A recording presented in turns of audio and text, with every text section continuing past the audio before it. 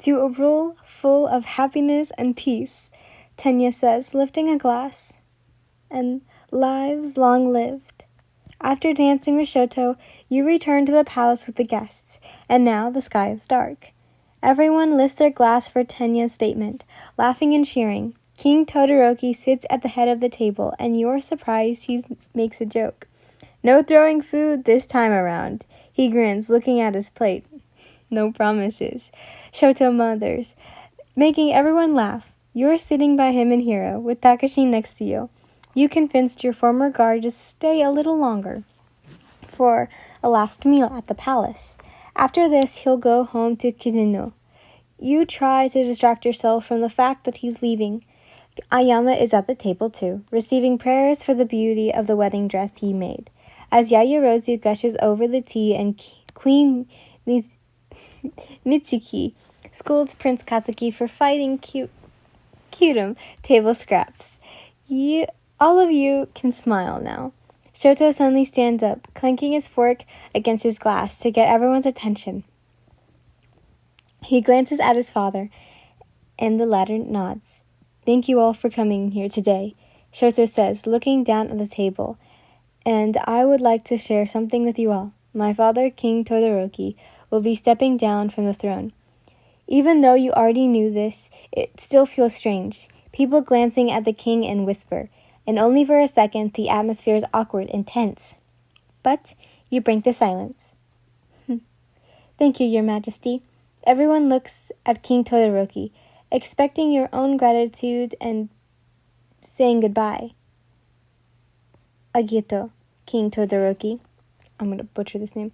Well, not name, but Orisamasu, Your Grace. Oh God, I can't say any Japanese words. Agito gozaimasu, Enji.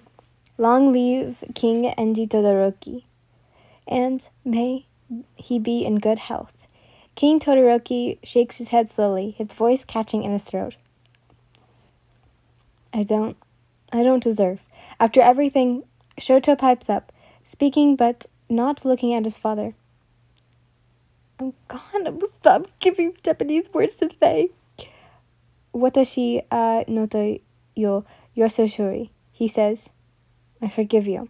The room is quiet, but then Hiro claps, and it spreads. Soon everyone is clapping and smiling. Takashi says, looking down.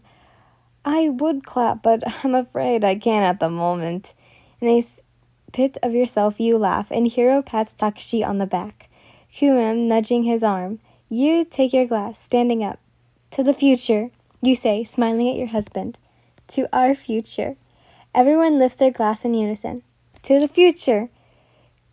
You slip out of your wedding dress, stretching after the long day, and put on more comfortable night dress. You walk outside to the hallway when you hear a knock. Shinakana? You yawn. What is it? He stutters. The advisory wants to see you. You tilt your head. What for? It's been a long day, and I'm quite like to sleep. I'm afraid that's what it's about, your guard says, walking off. You follow, ranking your mind through your sleeplessness. What could make such a serious guard like Shinaka so flustered and blushy? You walk down the silent halls, listening to the beautiful quiet. You run a hand through your hair, feeling a simple sense of peace and happiness. You're married to Shoto. You're no longer a Mizukai, but a Todoroki. What could possibly make this better? Once you arrived at the advisory room, you wrap your arm around your body, feeling the stares of all the advisors on you. You blush in embarrassment, but when you feel Shoto drape a jacket over your shoulders, you only blush more. Thank you, you whisper to him, and he only nods. You clench your husband's jacket around you, glaring at the old men in the room. King Todoroki is also here, in the middle of all the advisors, and you spot Sabiuka. What is so important that it had to interrupt my peace? You grumbled. It's been quite a long day, and I'm sure you know. One of the advisors clears his throat, looking at you. One of the reasons for this marriage is to ensure that the kingdom has an eligible heir to the throne someday. You blink. Yeah? Shoto shifts behind you, and you look at him quizzically. You look around the room, and when you see Sabiyuka blushing, everything clicks. Oh.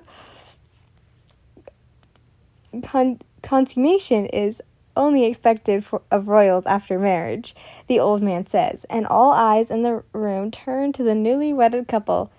No sense in an marriage for the future. No witnesses are required. But, no. But, sorry, I'm gonna puke.